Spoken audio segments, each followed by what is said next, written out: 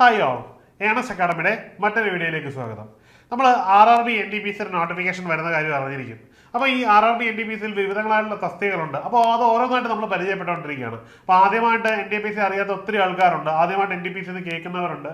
അപ്പം അതിനകത്ത് വരുന്ന ഓരോരോ തസ്തികൾ, അപ്പോൾ നമ്മൾ തന്നെ ട്രെയിനിൽ യാത്ര ചെയ്യുമ്പോൾ ഇത്തരത്തിലുള്ള പോസ്റ്റുകളിൽ എങ്ങനെയാകാമെന്ന് നമ്മൾ പലപ്പോഴും ആഗ്രഹിച്ചിട്ടുണ്ട്. അപ്പം അത്തരത്തിലുള്ളൊരു പോസ്റ്റാണ് TT എന്ന് പറയുന്നത്. അതായത് ട്രെയിനിൽ ടിക്കറ്റ് നമ്മളോട് ചോദിക്കുന്ന ഒരാളുണ്ട്. അത് വ്യത്യസ്തങ്ങളായ രീതിയിലായിരിക്കും ഇവരെ കാണുന്നത്. അതായത് ഈ റെയിൽവേ സ്റ്റേഷനകത്ത് നമ്മൾ വന്നിറങ്ങുമ്പോൾ നമ്മളോട് ടിക്കറ്റ് ചോദിക്കുന്ന ആൾക്കാരുണ്ടാവും. ഇനി സ്റ്റേഷനകത്ത് ട്രെയിനകത്ത് നമ്മളോട് ടിക്കറ്റ് ചോദിക്കുന്ന ആൾക്കാരുണ്ടാവും. ഇനി സ്കോഡായിട്ട് നോക്കുന്നവരുണ്ടായിരിക്കും. അങ്ങനെ പലതരത്തിലുള്ള ആൾക്കാരെ നമ്മൾ കണ്ടിട്ടുണ്ടായിരിക്കും. ഇവരൊക്കെ TTകളാണ്, പക്ഷെ വ്യത്യസ്തങ്ങളായിട്ടുള്ള ഗ്രേഡിലുള്ളവരാണ്. അപ്പോൾ എങ്ങനെ നമുക്ക് ഈ ഒരു എൻട്രി ലെവലിൽ എത്താൻ പറ്റും, അല്ലെങ്കിൽ എങ്ങനെ നമുക്ക് ഈ ഒരു തസ്തികയിലേക്ക് കയറി പറ്റാം എന്ന് നമുക്കറിയാം അല്ലേ. പണ്ട് കാലങ്ങളിൽ TTക്ക് എന്തുണ്ടായിരുന്നു? ഒരു ഓവർകോട്ടും ഒരു ടൈ ഒക്കെ ഉണ്ടായിരുന്നു, പിന്നെ ഒരു വലിയ ബാഗും അതിനകത്ത് വലിയൊരു ഷീറ്റും ഒക്കെ ഉണ്ടായിരുന്നെങ്കിൽ ഇന്ന് ആ അവസ്ഥയൊക്കെ മാറിയിട്ട് ഫുള്ള് ഹൈടെക് ആയി. ഇപ്പോൾ കോട്ടൊന്നും ഇല്ല, പലപ്പോഴും കോട്ടുകളിൽ ലെൻഷർട്ട് മാത്രമേ ഉള്ളൂ. ഒരു ടാബുമായിട്ടാണ് നമ്മുടെ അടുത്ത് വരുന്നതും നമ്മുടെ സീറ്റ് നമ്പറും പേരും ID പ്രൂഫും നോക്കിയിട്ടൊക്കെ പോകുന്ന ഒരു ഗ്ലാമറസ് ജോബാണ് ഈ TT എന്ന് പറയുന്നത്. പൊതുവേ ട്രെയിനകത്തുള്ള റെസ്പോൺസിബിലിറ്റിയാണ്. ഇപ്പോൾ സ്റ്റേഷൻ മാസ്റ്ററുടെ കൂട്ടയോ ഗുഡ്സ് ഗാർഡിന്റെ കൂട്ടോ ഒന്നും അതിഭീകരമായ റെസ്പോൺസിബിലിറ്റീസ് ഒന്നും ഇല്ല, എന്നാൽ ജോലി കൃത്യമായിട്ട് ചെയ്യേണ്ടതുമാണ്. അപ്പോൾ നമുക്ക് ആ തസ്തികയെ പറ്റി കൂടുതൽ അറിയാം. എന്താണ് TT, എന്തൊക്കെയാണ് TTയുടെ റെസ്പോൺസിബിലിറ്റി, TTക്ക് എത്രത്തോളം ശമ്പളം കിട്ടും, TT ഏത് യോഗ്യതയിൽ വരുന്ന പോസ്റ്റാണ് എന്നൊക്കെ നമുക്ക് നോക്കാം. അപ്പോൾ വീഡിയോയിലേക്ക് കിടക്കാം അല്ലേ. പ്രധാനമായിട്ടും TT എക്സാം TTയുടെ യോഗ്യത +2 ആണ് നിലവിലെ TT. അപ്പോൾ ഈ +2 യോഗ്യത വെച്ച് നടത്തുന്ന ഈ ഒരു TT എക്സാം, അതായത് RRB NTPCയിൽ തന്നെയാണ് വരുന്നത്. അപ്പോൾ +2 യോഗ്യതയിൽ വരുന്ന ഒരു പോസ്റ്റ് ഉണ്ട്. ആ ഒരു പോസ്റ്റാണ് നമ്മൾ TT എന്ന് പറയുന്നത്. നിലവിൽ TT എന്ന് പറയുന്നില്ല, നമുക്ക് മനസ്സിലാവാൻ വേണ്ടിയാണ് ഞാൻ TT എന്ന് പറയുന്നൊരു ടേം ഉപയോഗിച്ചത്. അപ്പോൾ ഈ TTക്ക് നമുക്ക് അറിയണമല്ലോ ഏതൊരു ജോലിക്ക് കയറിയാലും എത്ര രൂപയാണ് ശമ്പളം എന്ന്. ഇവിടെ സാലറി ആൻഡ് അലവൻസ് സ്ട്രക്ചർ 2023 നമ്മളിവിടെ പറയുന്നത്. അപ്പോൾ 2023 ആ ഒരു ബേസ് വെച്ചിട്ട്, അതായത് 7th പേ കമ്മീഷൻ്റെ ഒക്കെ ഒരു ബേസ് വെച്ചിട്ട് അവർക്ക് ഏതാണ്ട് 36,000 രൂപയോളമാണ് പെർ മന്ത് സാലറി കിട്ടുന്നത്. അതായത് അവരുടെ ഏതാണ്ട് ജോയിനിങ് ടൈമിൽ തന്നെ കിട്ടുന്ന സാലറിയാണ്. അണ്ടർ ട്രെയിനിങ്ങിൻ്റെ ടൈമിലാണ് ഇത് കിട്ടുന്നത്. പലപ്പോഴും ഇതിനകത്ത് DA വളരെ കുറവാണ്. ഈ ഒരു സാലറി ഞാൻ പറയുന്നത് ബേസിക്കലി DA വളരെ കുറവുള്ള ഒരു സാലറിയാണ്. മറ്റ് അലവൻസുകളൊക്കെ ഇതിനകത്ത് വളരെ കുറവായിരിക്കും. അപ്പോൾ അതുകൊണ്ട് തന്നെ എപ്പോഴും ഈ പറയുന്ന സാലറിയേക്കാളും കൂടുതലായിരിക്കും ഇവിടുത്തെ ഒരു സാലറി സ്കെയിൽ എന്നുള്ള കാര്യം മറക്കേണ്ട. അപ്പോൾ ഇവിടുത്തെ സാലറി സ്കെയിൽ എന്ന് പറഞ്ഞാൽ ഏതാണ്ട് 36,000 രൂപയോളം പെർ മന്ത് ഈ ഒരു ട്രെയിനിങ് സമയം കഴിഞ്ഞിറങ്ങുന്ന, അല്ലെങ്കിൽ ട്രെയിനിങ് ആയിട്ടിരിക്കുമ്പോൾ സ്റ്റൈഫൻഡ് ആയിട്ടൊക്കെ കിട്ടുന്ന ഒരാളുടെ ബേസിക് സാലറി, തുടക്കത്തിൽ അയാളുടെ കൈകളിലേക്ക് കിട്ടുന്ന സാലറി. ഇതിൽ 20,200 അയാളുടെ ബേസിക് സാലറിയും ഗ്രേഡ് പേ 1,900-ഉം 5,200 ഇങ്ങനെ പല കാറ്റഗറിയിലായിട്ടാണ് ഈ പറയുന്ന 36,000 രൂപയോളം ശമ്പളം ഇവർ വാങ്ങിക്കുന്നത്. അപ്പം അധികം മോശമല്ലാത്തൊരു ശമ്പളം ഇവിടെ കിട്ടുന്നു എന്നുള്ളതാണ്. ഈ സാലറി ഇങ്ങനെ പറയുന്നെങ്കിലും നെറ്റ് എഫക്റ്റ് ആണ് 50,000-ത്തിനടുത്ത് ശമ്പളം വാങ്ങുന്നവരാണ് ഇവരൊക്കെ. മാത്രമല്ല സർവീസിൽ കയറി 2-3 വർഷം ആകുമ്പോൾ ഇതിൻ്റെ ഡിജിറ്റൊക്കെ മാറും, വളരെ വലിയ ശമ്പളമായിട്ടൊക്കെ മാറും. ഈ പ്രൈവറ്റ് സെക്ടറിലൊന്നും ജോലി ചെയ്യുന്നതല്ല, പബ്ലിക് സെക്ടറിൽ കയറുന്ന സമയത്ത് ഒരു ശമ്പളത്തിൻ്റെ സ്കെയിൽ വെച്ചാണ് പറയുന്നത്. പക്ഷേ കുറച്ച് കഴിയുമ്പോഴത്തേക്ക് ഈ സാലറി ലെവലൊക്കെ ഭയങ്കര കൂടുതലാണ്. കേരള സർവീസിൽ പോലും വ്യത്യാസമാണ്. അപ്പോൾ കേന്ദ്ര സർവീസിൻ്റെ അവസ്ഥ പറയണ്ടല്ലോ.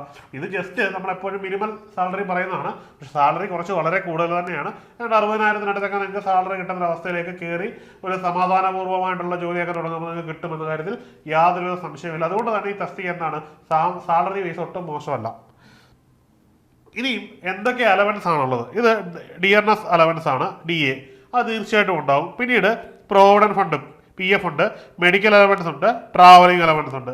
ഇത്തരം അലവൻസ് എന്താണ് ആഡഡ് ബെനിഫിറ്റ് ആയിട്ട് സാലറി കൂടാതെ, സാലറിയിലാണ് ഡിയർനെസ് അലവൻസ് വരുന്നുണ്ട്. ബാക്കി PF ഒക്കെ കട്ട് ചെയ്ത് പോകുന്നതാണ്. പിന്നെ മെഡിക്കൽ അലവൻസ്, നമുക്ക് എന്തെങ്കിലും മെഡിക്കൽ ഇഷ്യൂസ് ഒക്കെ ഉണ്ടെങ്കിൽ അതിൻ്റെ അലവൻസ്, ഇതൊക്കെ വളരെ പ്രധാനപ്പെട്ട കാര്യമാണ്. മാത്രമല്ല റെയിൽവേ മെഡിക്കൽ കോളേജുകൾ രാജ്യത്ത് അങ്ങോളം ഉണ്ട്, റെയിൽവേ ഹോസ്പിറ്റലുകളുണ്ട്. അവർക്ക് അങ്ങനെയുള്ള ധാരാളം ഫെസിലിറ്റീസ് തന്നെ റെയിൽവേ തന്നെ പ്രൊവൈഡ് ചെയ്യുന്നുണ്ട്. അപ്പം ഒരുവിധപ്പെട്ട എല്ലാ ട്രീറ്റ്മെൻറ്റും ഈ സംവിധാനങ്ങൾ വഴി തന്നെ നിങ്ങൾക്ക് കിട്ടും. അത് റെയിൽവേയിലെ എല്ലാ എംപ്ലോയീസിനും കിട്ടും എന്നുള്ളത് വേറെ കാര്യം. എങ്കിലും ഇത് ഞാൻ എടുത്ത് പറഞ്ഞു എന്ന് മാത്രമേ ഉള്ളൂ. അപ്പം ഇത് ഇവിടുത്തെ ഒരു ആഡഡ് ബെനിഫിറ്റ് തന്നെയാണ്. ഇനിയും ഇദ്ദേഹത്തിൻ്റെ ജോലി, റോൾ ആൻഡ് റെസ്പോൺസിബിലിറ്റീസ് നമ്മൾ അറിയുക തന്നെ വേണം. വെറുതെ നമ്മൾ പരീക്ഷ എഴുതിയിട്ട് കാര്യമില്ല, ശമ്പളം മാത്രം പറഞ്ഞിട്ട് കാര്യമില്ല. നമ്മൾ എന്തൊക്കെ ജോലികൾ ചെയ്യണം, TT ആയിട്ടിരിക്കുമ്പോൾ എന്തൊക്കെ ജോലികളാണ് നമ്മുടെ റെസ്പോൺസിബിലിറ്റീസ് എന്ന് കൂടി നമ്മൾ അറിയണമല്ലോ. അതിൽ ആദ്യമായിട്ട് കളക്ഷൻ ഡ്യൂട്ടീസ് ആണ്. അതായത് ഏതൊരു റെയിൽവേ ഇതിൻ്റെ റവന്യൂ ആണ് ഇതിൻ്റെ അടിസ്ഥാനം. അപ്പം നമ്മൾ ടിക്കറ്റ് കളക്ടർ അല്ലെങ്കിൽ ടിക്കറ്റ് എക്സാമിനർ എന്ന് പറയുമ്പോൾ ഈ റെയിൽവേക്ക് വേണ്ടി എന്ത് ചെയ്യുന്നു? നിങ്ങൾ റവന്യൂ ജനറേറ്റ് ചെയ്യുകയാണ്. ഇപ്പം ആൾക്കാർ എന്തിനാണ് റെയിൽവേയിൽ ടിക്കറ്റ് എടുക്കുന്നത് ചോദിച്ചു കഴിഞ്ഞാൽ ടി ടി എ പേടിച്ച് തന്നെയാണ്, അല്ലാതെ വേറെ കാരണം കൊണ്ട് അവർ ടിക്കറ്റ് എടുക്കില്ല. അപ്പോൾ ഈ ടിക്കറ്റ് എടുക്കുന്നു, ഈ ടിക്കറ്റ് ഇല്ലാത്തവരിൽ എന്ത് ചെയ്യുന്നു? അവർ തന്നെ ഫണ്ട് ടിക്കറ്റ്, അതായത് അവർക്ക് ടിക്കറ്റ് ഇഷ്യൂ ചെയ്യാനുള്ള അധികാരമുണ്ട്, ടി ടിക്ക് ടിക്കറ്റ് ഇഷ്യൂ ചെയ്യാനുള്ള അധികാരമുണ്ട്. അപ്പോൾ ടി ടി ടിക്കറ്റ് ഇഷ്യൂ ചെയ്യുന്നുണ്ട്. അപ്പോൾ അതിനെന്ത് ചെയ്യുന്നുണ്ട്? എക്സ്ട്രാ ക്യാഷ് വാങ്ങുന്നുണ്ട്. ടിക്കറ്റ് എടുക്കാതെ കയറിയതിൻ്റെ ഒരു പെനാൽറ്റി വരുന്നുണ്ട്. അപ്പം ഒരു സ്ഥലത്തേക്ക് പോകാനുള്ള ടോട്ടൽ കോസ്റ്റ് 1000 രൂപയാണെങ്കിൽ ടി ടിയുടെ കയ്യിൽ നമ്മൾ എടുക്കുകയാണെങ്കിൽ അത് 2000 രൂപയ്ക്ക് അടുത്തൊക്കെ വരും. അപ്പം ആ രീതിയിൽ റവന്യൂ ജനറേറ്റ് ചെയ്ത് റെയിൽവേക്ക് കൊടുക്കുന്നു എന്ന് പറയുന്ന ഒരു വലിയ ഉത്തരവാദിത്വമുണ്ട്. അതുപോലെ കളക്ഷൻ ഡ്യൂസ്, അപ്പോൾ അദ്ദേഹം എന്താണ്, കിട്ടാത്ത ഡ്യൂസ് മുഴുവൻ അദ്ദേഹം, അതായത് ടിക്കറ്റ് എടുക്കാതെ കയറുന്ന പറഞ്ഞാൽ റെയിൽവേക്ക് കിട്ടുന്ന റവന്യൂ ഇല്ലാതെ വരുന്നതാണ്, അത് കളക്ട് ചെയ്ത് കൊടുക്കുന്നു എന്നുള്ളതാണ്. രണ്ടാമത് സേഫ് ഗാർഡിങ് സ്കോർച്ച് ഡോർ, അതായത് നമ്മൾ ഈ ട്രെയിനിൽ ഈ പോകുമ്പോൾ നമുക്കറിയാം ഡോറിൽ യാത്ര ചെയ്യുന്ന ആൾക്കാരുണ്ടാവും. ഈ ഡോർ തട്ടി ആൾക്കാർ മരിക്കുന്ന ഒത്തിരി പ്രശ്നങ്ങളുണ്ട്. ഈ ഡോറിൻ്റെ അടുത്തൊക്കെ നിൽക്കുമ്പോൾ ഈ ട്രെയിനാണ് വളരെ വേഗത്തിൽ പോകുന്ന ഒരു സാധനമാണ്. അപ്പോൾ ഇതിൽ നിന്ന് ആൾക്കാർ പുറത്തേക്ക് പോയി കഴിഞ്ഞാൽ തീർച്ചയായിട്ടും എന്താണ്, മരണം 100% ഉണ്ടാകാനുള്ള സാധ്യതയുണ്ട്.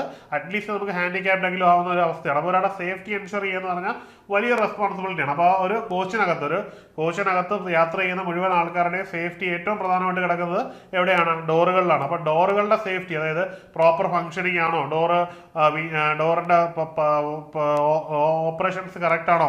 ഇനി രണ്ടാമതൊരു കാര്യമുണ്ട്, ഈ ട്രെയിനിൻ്റെ ഏറ്റവും വലിയ ത്രെട്ട് എന്ന് പറഞ്ഞാൽ ചില സ്റ്റോപ്പുകളിൽ സ്റ്റോപ്പ് ഇല്ലെങ്കിൽ പോലും നിർത്തിയിടേണ്ടി വരും. അവിടെ പ്രോപ്പർ അല്ലെന്നുണ്ടെങ്കിൽ, കറക്റ്റായിട്ട് ലോക്ക് ചെയ്യാനൊന്നും പറ്റിയില്ലെങ്കിൽ എക്സ്റ്റേണൽ ആയിട്ടുള്ള ആൾക്കാർ തള്ളി കയറുകയും യാത്രക്കാരുടെ ജീവനും അസറ്റിനും ഒക്കെ ദോഷം ഉണ്ടാക്കുകയും ചെയ്യും. അപ്പോൾ അതൊക്കെ എൻഷുർ ചെയ്യേണ്ട ഒരു അതോറിറ്റിയും ആരാണ്? ഈ പറയുന്ന ഈ ഒരു TTR തന്നെയാണ്. ഇനിയും ട്രെയിൻ ഒരു യൂണിഫോം സ്റ്റാൻഡേർഡ് മെയിൻറ്റെയിൻ ചെയ്യണം. അതായത് കോച്ചിനകത്തും ബാക്കിയുള്ളതിനകത്തൊക്കെ അത് ചെയ്യേണ്ട ഉത്തരവാദിത്വം ഇദ്ദേഹത്തിനാണ്. നമ്മൾ ഇന്ത്യൻ റെയിൽവേയുടെ അവസ്ഥ അറിയാമല്ലോ, പ്രത്യേകിച്ചും നോർത്തിലോട്ടൊക്കെ പോകുമ്പം അതൊന്നും സാധ്യമല്ല. എങ്കിലും അദ്ദേഹത്തിൻ്റെ റെസ്പോൺസിബിലിറ്റി ആയിട്ട് വരുന്നൊരു കാര്യമാണ്. ജസ്റ്റ് നമുക്കത് പറഞ്ഞു പോയേ വരും. ഇനിയും ടിക്കറ്റ് വെരിഫിക്കേഷൻ, ആസ് യൂഷ്വൽ നമുക്കറിയാം ടിക്കറ്റ് വെരിഫിക്കേഷൻ ആണ് അദ്ദേഹത്തിൻ്റെ പ്രധാനപ്പെട്ട കാര്യം എന്ന് പറഞ്ഞാൽ. അതായത് ഈ ഒരു പാസഞ്ചറിന് വേണ്ടുന്ന അസിസ്റ്റൻസ് കൊടുക്കണം. അപ്പം ഇദ്ദേഹം ടിക്കറ്റ് നോക്കി, നിങ്ങൾക്ക് ടിക്കറ്റ് ഉണ്ടോ എന്ന് മാത്രം നോക്കിയിട്ട് പോയിട്ട് കാര്യമില്ല. ഇപ്പോൾ ഒരു ടിക്കറ്റ്, അതായത് ഉദാഹരണത്തിന് നമ്മളൊരു റിസർവേഷൻ ടിക്കറ്റോ തേർഡ് AC ടിക്കറ്റോ ഒക്കെ എടുത്ത് നമ്മൾ ട്രെയിനിൽ കയറുന്നു. അപ്പോൾ നമ്മൾ പൈസ കൊടുത്തിട്ടാണ് യാത്ര ചെയ്യുന്നത് അല്ലേ. ഈ പൈസ കൊടുത്ത് യാത്ര ചെയ്യുമ്പോൾ നമുക്ക് എന്താണ്, നമുക്കൊരു കുറച്ച് ഫെസിലിറ്റീസ് റെയിൽവേ നമുക്ക് തരികയാണ്, നമ്മളെന്നാൽ കൺസ്യൂമറിന് തരികയാണ്. അപ്പോൾ അവിടെ നമുക്ക് AC വേണം, ബാത്റൂം വേണം, വെള്ളം വേണം, ഇതൊക്കെ നമുക്ക് അമ്യൂണിറ്റീസ് ആണ്, അത് ബേസിക് അമ്യൂണിറ്റീസ് ആണ്. അപ്പോൾ ആ ഒരു യാത്രയിൽ അപ്പോൾ ഈ സാധനങ്ങളൊക്കെ തരേണ്ടത് ആരാണ്? ഇന്ത്യൻ റെയിൽവേ ആണ്. അപ്പോൾ ഇന്ത്യൻ റെയിൽവേ റെപ്രസെന്റ് ചെയ്ത് ഈ പർപ്പസ് ആ റെയിൽവേയിൽ ആ കോച്ചിനകത്ത് ചെയ്യുന്ന ആരായിരിക്കും? ഇദ്ദേഹമായിരിക്കും. മനസ്സിലായില്ലേ? അപ്പോൾ ഈ ഒരു കൺസേൺഡ് കോച്ചിനകത്ത് ഇതൊക്കെ തരേണ്ടുന്ന അതോറിറ്റി ഇദ്ദേഹമായിരിക്കും. അതുപോലെ തന്നെ ഈ ട്രെയിനിൽ കൊണ്ടുപോകുന്ന ബിലോങ്സിന് ബാക്കിയുള്ളതിലൊക്കെ പ്രൊട്ടക്ഷൻ തരേണ്ടത്, അതായത് പോലീസ് വഴി, ഇദ്ദേഹം നേരിട്ട് പ്രൊട്ടക്ട് ചെയ്യണമെന്നല്ല, ഒരു റെസ്പോൺസിബിൾ റോളിൽ കാര്യങ്ങൾ ചെയ്തു തരുന്ന അതോറിറ്റി ഇദ്ദേഹമാണ്. അതുപോലെ ബർത്ത് അലോക്കേഷൻ, ഇപ്പം ചില ട്രെയിനുകളിലൊന്നും ഉണ്ടാവും, ധാരാളം സീറ്റ് അധികമായിട്ടുണ്ടാവും. അപ്പോൾ ലോക്കൽ ഇതിൽ വരുന്ന ഒരാൾ കയറിയിട്ട് അയാൾക്ക് ബർത്ത് വേണം എന്ന് പറയുമ്പോൾ അതിൻ്റെ അവൈലബിലിറ്റി അനുസരിച്ച് റീലൊക്കേറ്റ് ചെയ്ത് കൊടുക്കുക. അതിന് ഫണ്ട് വാങ്ങണം, തീർച്ചയായിട്ടും പൈസ മേടിച്ചിട്ട് അപ്ഗ്രേഡ് ചെയ്ത് കൊടുക്കണം. ഇനി അതായത് തേർഡ് സ്ലീപ്പറിൽ വരുന്ന ഒരാളെ സംബന്ധിച്ചതായി AC-യിലേക്ക് മാറാനുള്ള ഓപ്ഷൻ ഉണ്ട്, അവിടെ അവസരമുണ്ട്. അപ്പം അതിലേക്ക് അപ്ഗ്രേഡ് ചെയ്ത് കൊടുത്ത് റെയിൽവേക്ക് റവന്യൂ ജനറേറ്റ് ചെയ്ത് അങ്ങോട്ടേക്ക് മാറ്റി കൊടുക്കുവാനൊക്കെയുള്ള ഒരു എന്ത് പറയുന്നത് റീഅലോക്കേഷനും കൃത്യമായിട്ടുള്ളൊരു മാനേജ്മെന്റ്, ആ ട്രെയിനിൻ്റെ അത് എൻ്റയർ മാനേജ്മെന്റ് സിസ്റ്റം കൺട്രോൾ ചെയ്യുന്നത്, അതായത് ഇന്റേണൽ മാനേജ്മെന്റ്, റൈഡിംഗ് അല്ല, അതിനകത്തുള്ള ഫെസിലിറ്റേഷൻ്റെ മുഴുവൻ അതോറിറ്റിയും കൺട്രോൾ ചെയ്യുന്ന ഒരു അതോറിറ്റി ആരാണ്? ഇദ്ദേഹം തന്നെയാണ്. ഇനിയും റിപ്പോർട്ടിംഗ് ഇൻസിഡൻസ്, അതായത് ട്രെയിനുമായിട്ട് ബന്ധപ്പെട്ടിട്ട് ഉണ്ടാകുന്ന ധാരാളം പ്രശ്നങ്ങൾ അറിയാം, അപകടങ്ങൾ, അതായത് ട്രെയിനകത്തുണ്ടാകുന്ന പ്രശ്നങ്ങൾ, ഇഷ്യൂസ്, ഈ ചെയിൻ പുള്ളിങ്, പോകുന്ന വഴിക്ക് ചെയിൻ വലിച്ച് ട്രെയിൻ നിർത്തുന്ന പ്രശ്നം, ഇനി ട്രെയിനിൽ നിന്ന് ഒരാൾ പുറത്തേക്ക് വീഴുന്ന ആക്സിഡന്റ് ഉണ്ടാകുന്നത്, ട്രെയിനിലേക്ക് കയറുമ്പോൾ ഉണ്ടാകുന്ന ആക്സിഡന്റ്, അത് കയറുമ്പോൾ ഉണ്ടാകുന്ന ആക്സിഡന്റ് ഏത് സ്റ്റേഷനിൽ വെച്ചാണോ ഉണ്ടാകുന്നത് അവിടെ സ്റ്റേഷൻ മാസ്റ്റർ ആണ് അതിൻ്റെ അതോറിറ്റി എങ്കിലും നമ്മൾ ഈ ഒരു ഇൻസിഡന്റ് ട്രെയിൻ അകത്ത് വെച്ചാണ് ഉണ്ടാകുന്നത്, ആർക്കെങ്കിലും എന്തെങ്കിലും കാഷ്വാലിറ്റി, അസുഖങ്ങൾ, പലതരത്തിലുള്ള പ്രശ്നങ്ങൾ, മനുഷ്യനാണ്, പലതരത്തിലുള്ള പ്രശ്നങ്ങൾ യാത്ര ഉണ്ടാവും. ഇതൊക്കെ റിപ്പോർട്ട് ചെയ്യേണ്ട അതോറിറ്റിമാരാണ് TTR എന്ന് പറയുന്ന ആരാണ്. ഇനിയും അടുത്തത് ഇൻസ്പെക്ഷൻ, ട്രെയിൻ അമ്യൂണിറ്റീസ് എന്ന് പറഞ്ഞാൽ ട്രെയിനകത്ത് നിങ്ങൾക്ക് തന്നിരിക്കുന്ന എല്ലാ അമ്യൂണിറ്റീസും പ്രോപ്പർ ആണോ എന്ന് ചെക്ക് ചെയ്യണം. ഇനി നമ്മൾ ഏതെങ്കിലും ഒരു പാസഞ്ചർ ഇദ്ദേഹത്തോട് കംപ്ലൈൻറ്റ് പറഞ്ഞാലോ അല്ലെങ്കിൽ റെയിൽ കംപ്ലൈൻറ്റ് അതോറിറ്റി, ഇപ്പോൾ യാത്ര ഇരിക്കുമ്പോൾ തന്നെ നമുക്ക് ട്വിറ്റ് ചെയ്താലാണെങ്കിലോ ഫേസ്ബുക്കിൽ ഇട്ടാണെങ്കിലോ ഈ മന്ത്രിയുടെ പേജിനകത്ത് പോയി കമൻറ്റ് ചെയ്തിട്ടാണെങ്കിലോ ഒക്കെ എന്ത് ചെയ്യുക, നമ്മുടെ ഗ്രീവൻസസ് അവതരിപ്പിക്കാനുള്ള അവസരമുണ്ട്. ഈ ഒരു ഗ്രീവൻസസിനെ ഫില്ല് ചെയ്യുന്നതും ഇവിടുത്തെ അമ്യൂണിറ്റീസ് ഫുൾഫിൽ ആണെന്ന് ഉറപ്പ് വരുത്തേണ്ടതും ആരാണ്? അത് ശരിക്കും ഇദ്ദേഹം തന്നെയാണ്. അപ്പം ഇതും അദ്ദേഹത്തിൻ്റെ പ്രധാനപ്പെട്ട റെസ്പോൺസിബിലിറ്റിയിൽ വരുന്നതാണ്. ഇനി ആസ് യൂഷ്വൽ ആദ്യം പറഞ്ഞ കഥകൾ തന്നെയാണ് റവന്യൂ ജനറേഷൻ. താത്വികമായിട്ട് പറഞ്ഞാൽ എന്താണ്, ഇതൊക്കെ റവന്യൂ ജനറേഷൻ, റെയിൽവേ എന്ന് പറയുന്ന സംവിധാനത്തിൻ്റെ പാസഞ്ചർ സൈഡിൽ നിന്നുള്ള റവന്യൂ ജനറേഷൻ്റെ അൾട്ടിമേറ്റ് അതോറിറ്റി ഇദ്ദേഹം തന്നെയാണ്. അപ്പം അതിന് മാക്സിമം റവന്യു ജനറേറ്റ് ചെയ്ത് കൊടുക്കുക എന്നുള്ളതാണ്. പിന്നെ പലപ്പോഴും ആ റവന്യൂ ജനറേഷൻ്റെ രീതി മാറിയിട്ട് പേഴ്സണൽ റവന്യൂ ജനറേഷനായിട്ട് മാറുന്നുണ്ട്. എനിവേ താത്വികമായിട്ട് പറഞ്ഞാൽ ഇവിടുത്തെ ബേസ്ഡ് ആയിട്ടുള്ള റെസ്പോൺസിബിലിറ്റി റവന്യൂ ജനറേഷൻ തന്നെയാണ്.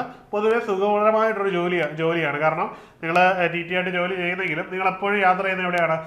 ഈ സ്ലീപ്പറിലൊക്കെ നിങ്ങൾ ടിക്കറ്റ് എക്സാം ചെയ്തിട്ട് പലപ്പോഴും ഫസ്റ്റ് ക്ലാസ് AC യിലോ സെക്കൻഡ് ക്ലാസ് AC യിലോ ഒക്കെ കയറി ഇരുന്നാണ് പൊതുവെ എല്ലാ TT മാരും യാത്ര ചെയ്യുന്നത്. അപ്പം കുറച്ച് നേരം ചൂട് കൊള്ളണം എന്നുള്ളത്, പിന്നെ ഫുൾ ടൈം സുഖകരമായിട്ടുള്ള AC യിൽ യാത്ര കിട്ടുന്ന ഒരു സുഖകരമായ പോസ്റ്റാണ് എന്ത് TT എന്ന് പറയുന്നത്. അത്ര റെയിൽവേയിൽ നമ്മൾ നേരത്തെ കണ്ട പോലെ ഗുഡ്സ് ഗാർഡിൻ്റെയോ സ്റ്റേഷൻ മാസ്റ്ററിൻ്റെയോ ഒന്നും അത്രമാത്രം ഒരു കടുപ്പം ഇവിടെ ഇല്ല എന്ന് എടുത്തു പറയുകയാണ്. ആസ് കമ്പയർ ടു ഗവൺമെൻറ് ജോലികളിലൊക്കെ റെസ്പോൺസിബിലിറ്റീസ് ഉണ്ട്, ഇവിടെ റെസ്പോൺസിബിലിറ്റീസ് ഇല്ല എന്നല്ല പറഞ്ഞത്. കമ്പയർ ടു ഈസിയാണ്, മാത്രമല്ല നോൺ സേഫ്റ്റിയാണ്. റെയിൽവേയുടെ സേഫ്റ്റി ബേസ്ഡ് അല്ല, ഇതൊരു നോൺ സേഫ്റ്റി കൺസേണിൽ വരുന്നൊരു മേഖലയാണ്. ഇനി നമ്മൾ മനസ്സിലാക്കേണ്ടത് ഈ TT ആയിട്ട് കയറിയ കരിയർ ഗ്രോത്ത് എന്താണെന്നുള്ളതാണ്. ഈ TT ആയിട്ട് കയറുമ്പോൾ ഇത് ഒരു ഡയറക്റ്റ് വേയിൽ നിങ്ങൾ വേറെ ഒന്നും ചെയ്യാതെ TT ആയിട്ട് കയറുന്നു, എനിക്കിനി കുടുംബവും കുട്ടികളൊക്കെ ആയിട്ട് സുഖകരമായിട്ട് ജീവിച്ചാൽ മതി, എനിക്ക് മെനക്കെടാനൊന്നും വയ്യ, ശമ്പളം ഒന്നും കിട്ടുന്ന ശമ്പളം കൊണ്ട് സുഖകരമായിട്ട് ജീവിക്കാം, സാലറി ഹൈക്ക് കിട്ടും, അത് മതി എന്ന് കരുതുന്ന ഒരാളെ സംബന്ധിച്ചിടത്തോളം അവർക്ക് കിട്ടുന്ന വളരെ സിമ്പിളായിട്ടുള്ളൊരു ഗ്രോത്ത് ട്രജക്ടറിയാണ് ഈ കാണുന്നത്.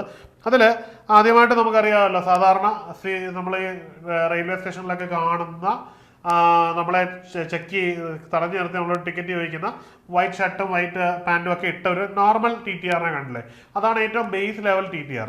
അതിനുശേഷമുള്ള TTRന്റെ ടിക്കറ്റ് ക്ലർക്ക് അല്ലെങ്കിൽ ടിക്കറ്റ് എക്സാമിനറിന്റെ അടുത്ത ലെവൽ എന്ന് പറഞ്ഞാൽ സീനിയർ ട്രാവലിംഗ് ടിക്കറ്റ് എക്സാമിനർ എന്ന് പറയുന്നൊരു തസ്തികയാണ്. ഇത് കുറച്ചും കൂടി ഉയർന്ന തസ്തികയാണ്, TTRന്റെ ഉയർന്ന പോസ്റ്റാണ്. രണ്ടാമത്തേത് ട്രാവലിംഗ് ടിക്കറ്റ് എക്സാമിനർ ഇൻസ്പെക്ടർ എന്ന് പറയുന്നൊരു തസ്തികയിലേക്ക് ഉയരും. ട്രാവലിംഗ് ടിക്കറ്റ് ഇൻസ്പെക്ടർ എന്ന് പറയുന്നത് തസ്തികയിലേക്ക് മാറും. ഇതിന് വേറെ പേരുകളും ഉണ്ടാവും, അതായത് കാരണം ഓരോരോ ഇതിന് സെപ്പറേറ്റ് സാലറിയും പേയ്ബാറ്റും ഒക്കെ വരുന്നത് ഈക്വലൻ്റ് ആയിട്ടുള്ള തസ്തിക ഉണ്ടാവും. നമ്മളിവിടെ കോമൺ ആയിട്ടുള്ളൊരു പേര് ഓർത്തിരുന്നാൽ മതി, ട്രാവലിംഗ് ടിക്കറ്റ് ഇൻസ്പെക്ടർ എന്നുള്ളതാണ്. ഇനിയും ഇത് കഴിഞ്ഞിട്ട് ഇതിനകത്ത് ഏറ്റവും ഒരു സ്റ്റാറ്റസ് കിട്ടുന്ന വളരെ നല്ല ശമ്പളമുള്ള ഒരു ഉയർന്ന പോസ്റ്റ് ഉണ്ട്, അതാണ് ചീഫ് ടിക്കറ്റ് ഇൻസ്പെക്ടർ എന്ന് പറയുന്നത്. അങ്ങനെ ഈ ഒരു 3 ഘട്ടങ്ങളിലേക്കാണ് ഒരു സാധാരണഗതിയിൽ നമ്മൾ ഒരു നോർമൽ ഗ്രോത്തിലൂടെ ഒരാൾ എത്തുന്നത്. ഇനിയും നിങ്ങൾ മനസ്സിലാക്കേണ്ട ഒരു കാര്യമുണ്ട്, ഇതൊരു സെൻട്രൽ ഗവൺമെന്റ് സംവിധാനമാണ്, ഇന്ത്യൻ റെയിൽവേ ആണ്. ഇന്ത്യൻ റെയിൽവേ കാലാകാലങ്ങളിൽ പ്രൊമോഷൻ ടെസ്റ്റുകൾ നടത്തും. ഈ പ്രൊമോഷൻ ടെസ്റ്റുകൾക്ക് ക്രൈറ്റീരിയ എന്ന് പറഞ്ഞാൽ നിങ്ങളുടെ സർവീസ് മാത്രമായിരിക്കും. അപ്പം നിശ്ചിത സർവീസ് ഉള്ള നിങ്ങൾക്ക് എന്ത് എഴുതാം, ഈ ടെസ്റ്റുകൾ എഴുതി ഈ ഒരു പോസ്റ്റിലേക്ക്, അതായത് ഏത് നമ്മൾ ആഗ്രഹിക്കുന്ന ഹയർ ലെവൽ പോസ്റ്റുകളിലേക്ക് പോകാനുള്ള അവസരം ഉണ്ടാകും. അത് ഏത് ബേസ് ലെവൽ മുതൽ മുകളിലേക്ക് നിങ്ങളുടെ പ്രൊമോഷൻ കഴിഞ്ഞാണ്ട് 3, 4, 5 വർഷം മുതൽ നിങ്ങൾക്ക് ഈ അവസരം നിരന്തരം കിട്ടുമെന്നുള്ള കാര്യത്തിൽ സംശയമില്ല.